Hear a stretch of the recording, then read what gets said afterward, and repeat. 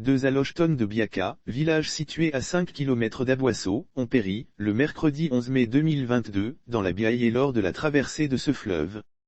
Un homme et une femme résidant à Biaka, village situé à 5 km d'Aboisseau, sur la voie menant à Ayamé, ont péri, le mercredi 11 mai 2022, dans la Biaye lors de la traversée de ce fleuve. Selon nos sources sur place, l'homme, un ressortissant ghanéen, connu sous le nom de Masta, et la femme, une Gourounsi du nom de Jacqueline Bado, étaient en partance pour le champ quand le drame s'est produit. Ils avaient décidé de se rendre au champ situé de l'autre côté de la rive du fleuve Biaye. En effet, l'infodrome a appris que très tôt, aux environs de 7 heures, les deux hommes d'un certain âge, avaient décidé de se rendre au champ situé de l'autre côté de la rive du fleuve Biaye. Et comme la traversée se fait en pirogue, Masta et Jacqueline Bado ont sauté dans une embarcation trouvée sur place. Bien installés dans la pirogue, ils entreprennent de rejoindre la rive opposée par des coups de pagaie. Hélas, ils n'y arriveront jamais.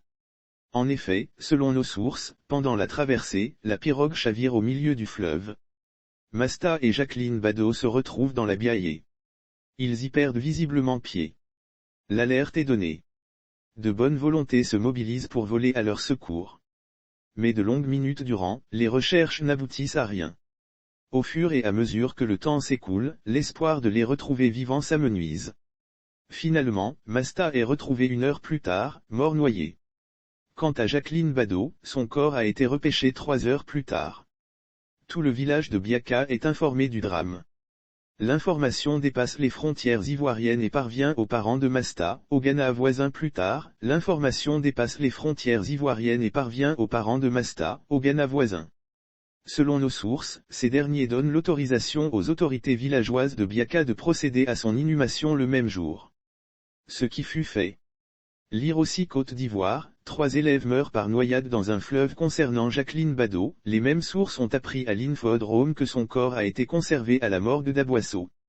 À Biaka où la désolation le dispute à la tristesse, la tragique disparition de Masta et Jacqueline Bado est actuellement au centre de toutes les conversations. Sauf autorisation de la rédaction ou partenariat préétabli, la reprise des articles de l'infodrome.com, même partielle, est strictement interdite. Tout contrevenant s'expose à des poursuites.